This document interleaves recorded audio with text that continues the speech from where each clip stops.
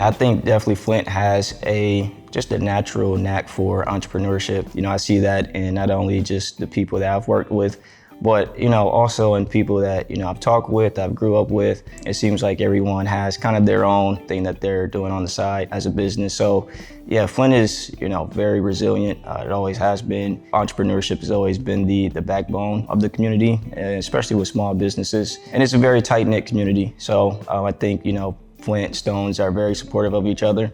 And that's the reason why, there's a lot of small businesses and entrepreneurship that you see sprout up around the city of Flint. I would say my entrepreneurial journey started at 100K Ideas. So I didn't really know anything about it. I always knew I wanted to be an entrepreneur of some kind, but it wasn't until I actually met some. That was the moment I knew I could actually do it. And people my age were actually doing that kind of thing. With 100K Ideas, a lot of people started throwing the name out there to me. When I started to express what I wanted to do with Little Sugars or just have conversations with people, a lot of people kept saying 100K Ideas, 100K Ideas. So what I did was I just pretty much looked up 100K Ideas to see what they had to offer. So 100K Ideas has been, very vital in the implementation and growth of STEMletics. From the assessment binder, when I first got here, and just kind of bouncing off ideas with, the staff members here. The idea of STEMletics was born back in 2015 in my dorm room at Kettering University.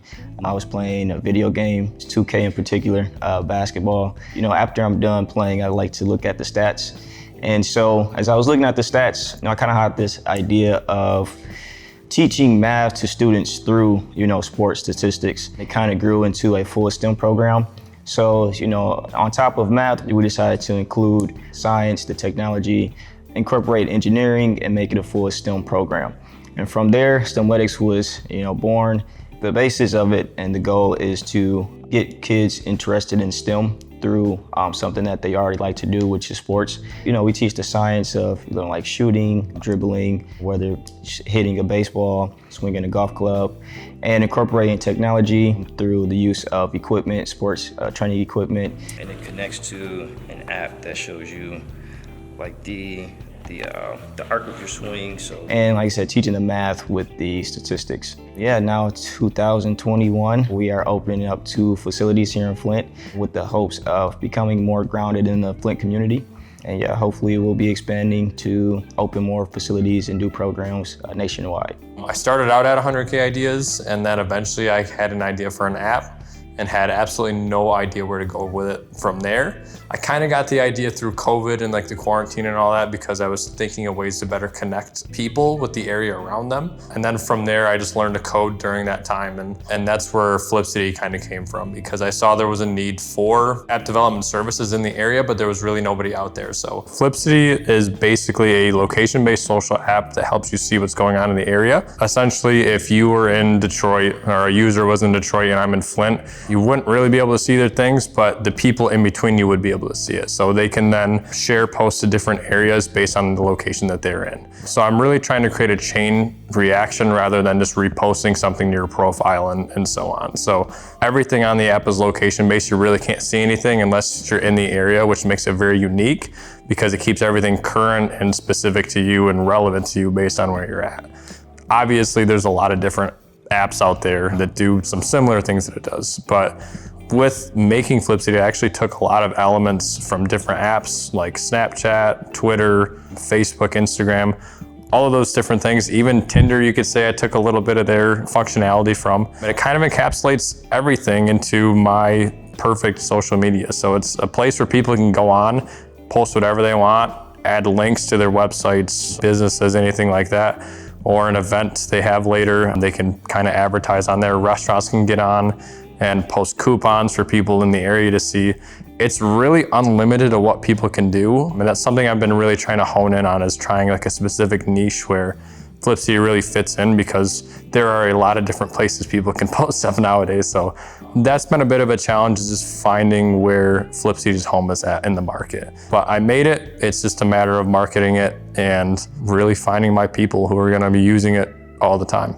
As far as my entrepreneurial journey goes, I pretty much kind of transitioned into this journey. I started off pretty much in the corporate world. A lot of the work that I did was all medical related, and then I just kind of had some type of epiphany on life of what I really wanted to do. And I wanted to be linked to food. Like, food was just my passion. So anything food that I could tap into, that was the goal of mine. After undergrad, I took some time off, just a little time off, and then I went back to go to culinary school. Once I got into culinary school, I decided to major in baking and pastry arts.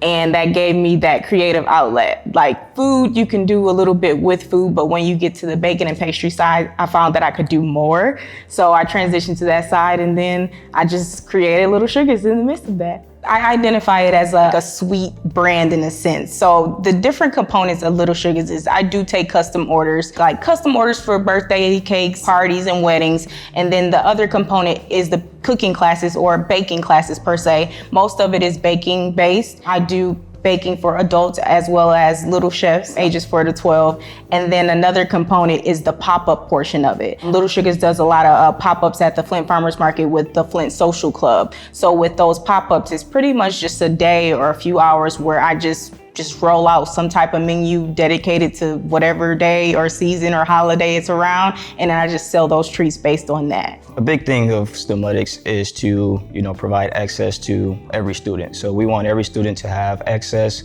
and the ability to participate in whatever sport that they, want to explore. So, with sports that are a little bit more costly, we definitely want to be a resource for the community, especially for youth, to get engaged at an early age. And that's, just so they can discover what they like to do, discover their talents, and kind of build on those talents. Because you never know, we might have the next, Tiger Woods or Phil Mickelson right here in our neighborhood. And, we might never know, just because typically, in underserved communities, they don't have access to the equipment and the just availability of, those sports. So I think entrepreneurship is definitely moving within the community in a way that a lot of people didn't even see coming. I think small businesses have this strong voice, and we're just kind of ready to just break out and become just everything that we all envision for our businesses. The 100K Ideas platform was the first time that I was fortunate enough to talk about Little Sugars to the city, to the people that came to enjoy the Pitch for K competition. That was a first for me. Most of the time I keep Little Sugars kind of hidden, but 100K Ideas gave me that voice to really get my business out there, and then just to show people what I had to offer and what Little Sugars have to offer. Along the whole way, it's been an amazing resource for not only me, but also other people that, I've worked with, in terms of being a resource for, just ideas, mentorship, funding, encouragement to help me along the journey, keep me going. And then just coming back all the way until the Pitch for K competition. So my experience with Pitch for K was definitely an exciting experience. It was probably one of the most exciting experiences I've had this far with Little Sugars. The process of just going through what exactly I wanted Little Sugars to look like, what I wanted to do with Little Sugars. It not only put out there what I've been doing this far, but it gave me the opportunity to really think about the direction of Little Sugars. So I enjoyed the competition in its entirety. I got to meet a lot of new people, and then just 100K, just having them beside me, and it's just a email away. That's a beautiful thing in itself. I'd say confidently, without Flint, I would not have even started. If not for 100K Ideas, I wouldn't have even started on this idea. Entrepreneurship was something I was thinking I would pursue when I was so much older. I always thought it was a thing when I grew up, I would do this. And then I met so many people my age that were doing these kind of things, and I was like, wow. But also Flip City in itself, it's a location-based app. If people aren't posting on it, there's nothing really out there. So it really heavily relies on the community. Without the community posting on it and interacting with it, Flip City is really nothing.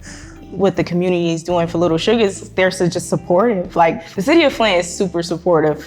We are fortunate and we are blessed to have the small city that we do have, because when somebody like me that's transitioning to entrepreneurship, we always have the support we need. So I love it. We understand that, working with youth is critical, like I said, just because we want to hit them at an early age, but we also want to work with adults in the community and provide them with vital skills that can enhance their career skills and help them have access to other jobs that they typically might not have access to, just based off of their skill set. And again, it's, providing low cost or free of charge classes or events that help adults learn new skills and just have something to add to their resume that makes them more employable and more attractive when it comes to, the job search. That's something I really want to help people achieve, and that's one part I want to give back to the community, is kind of give them, if not an app, some knowledge on how to get it done and where to go, how to get it done right, and basically how not to get scammed through the process too. Because I had a couple rough interactions with some companies that I was like, wow, I'm gonna go into so much debt if I go on with this. So just educating them on like where to go, what to do, and even, if they're up for it, how to do it themselves too. Because that's essentially what I did.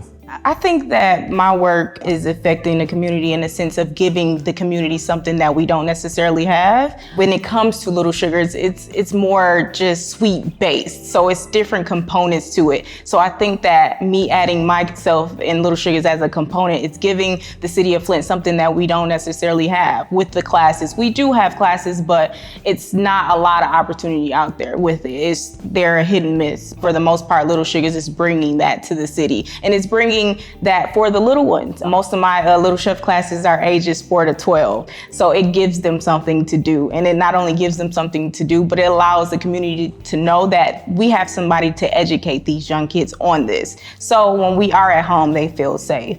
Yeah, my best advice to solo entrepreneurs is to, try not to overwork yourself. Definitely outsource when you can.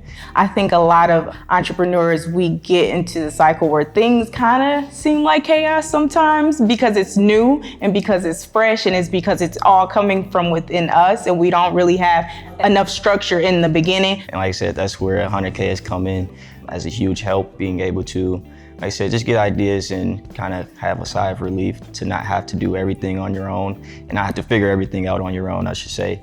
With me being a newly entrepreneur, that's one of the things that we kind of lose sight of. You have people that support you, but you don't have a lot of people that are there on the back end to help you go through the process. So pretty much 100K Ideas have been doing that for me, and I'm just fortunate to have them.